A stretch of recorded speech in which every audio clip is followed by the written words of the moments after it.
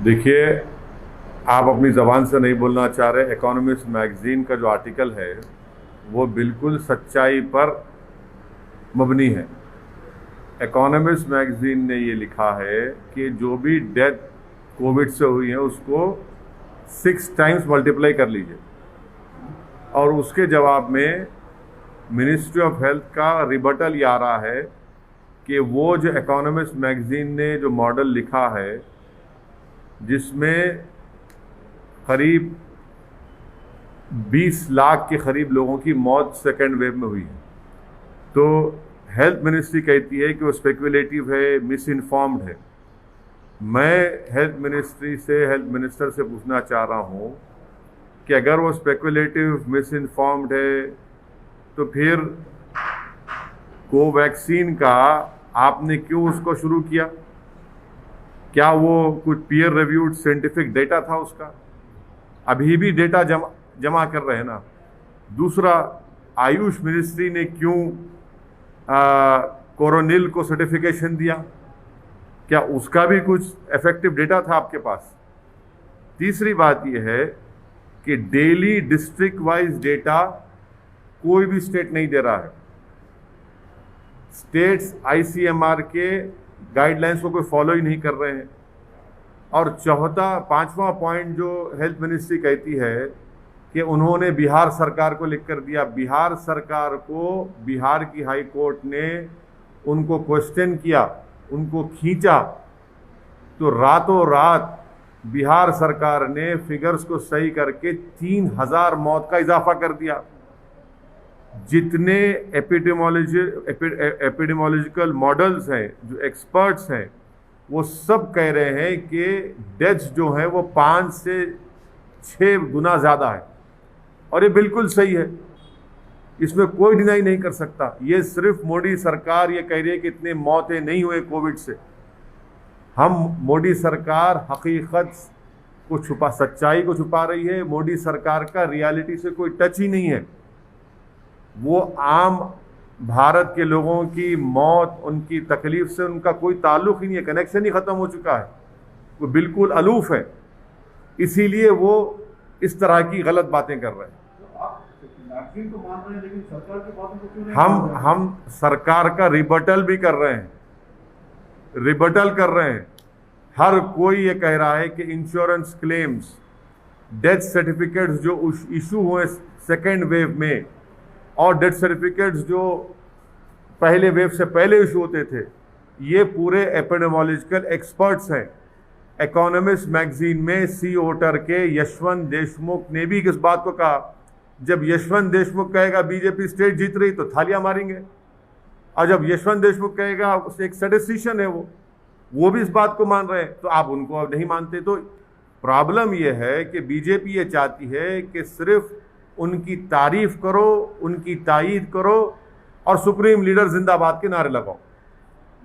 जब सच्चाई सामने आती है कि इतने लोगों की मौत हुई है, इतने हजार बच्चे ऑर्फन हो चुके हैं, मानने को तैयार ही नहीं है। इसलिए नहीं मानते क्योंकि वो बैडली एक्सपोज हो चुके हैं। सेकेंड वेव की तैयारी बीजेपी मोदी सरकार ने कुछ नहीं की।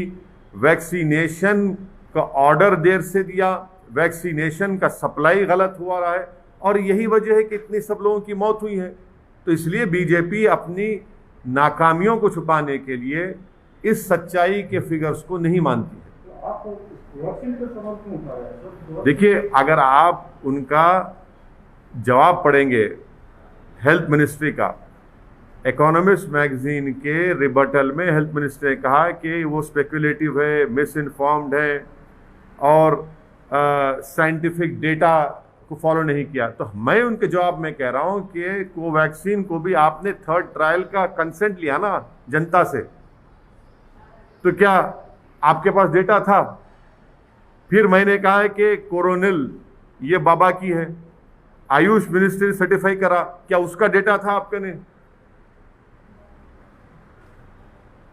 सर, आपके सब कह रहे हैं बीजेपी को घेर रहे हैं, लेकिन इन सब के बावजूद आप देखिए बीजेपी और एनडीए पूरे देश भर में स्ट्रांग हो रही है। अच्छा, तेलंगाना में एक ओह स्ट्रांग ओह। ज्वाइन कर ली है। बिहार में देखिए मैं लास्ट जो सुना था कि अकाली दल बीजेपी को छोड़ दी, सब पार्टियां इनको छोड़ रहे हैं, और खुद बिहार में उनकी जो एक सहयोगी पार्टी थी उनके खिलाफ लड़ा।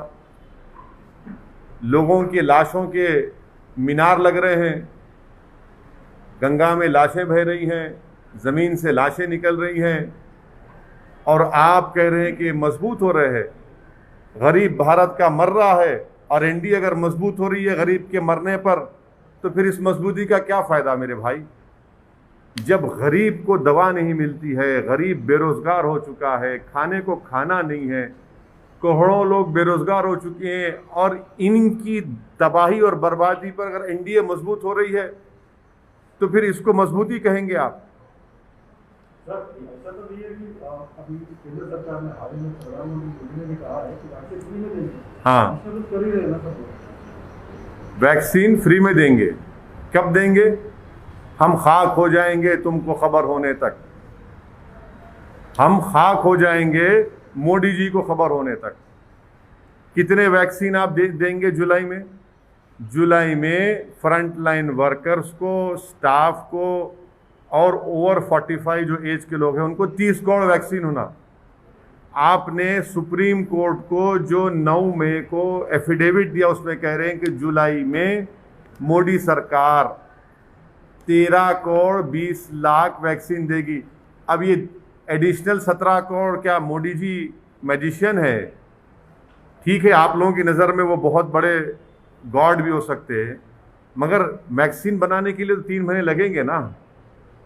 आम फाट करने से तो नहीं आ जाएगा ना।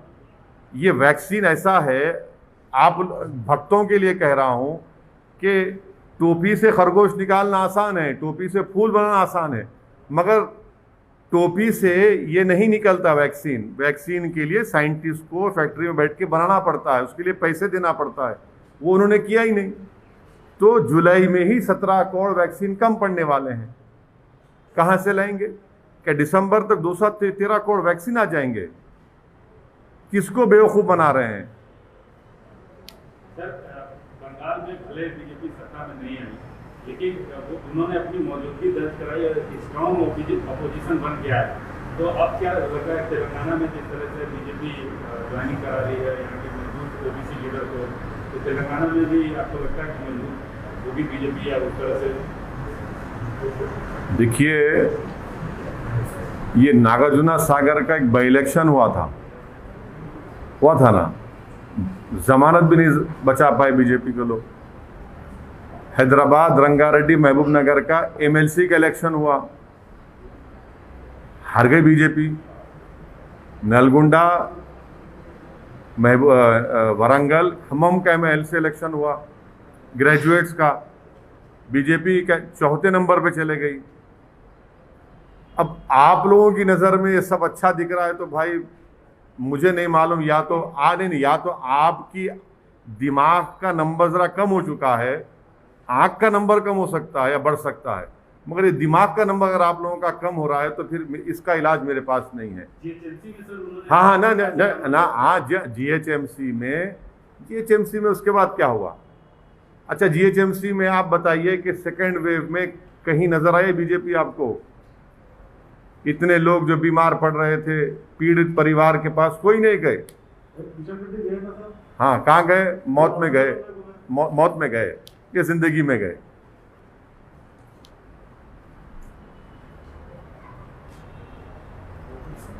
हो गया, चलिए।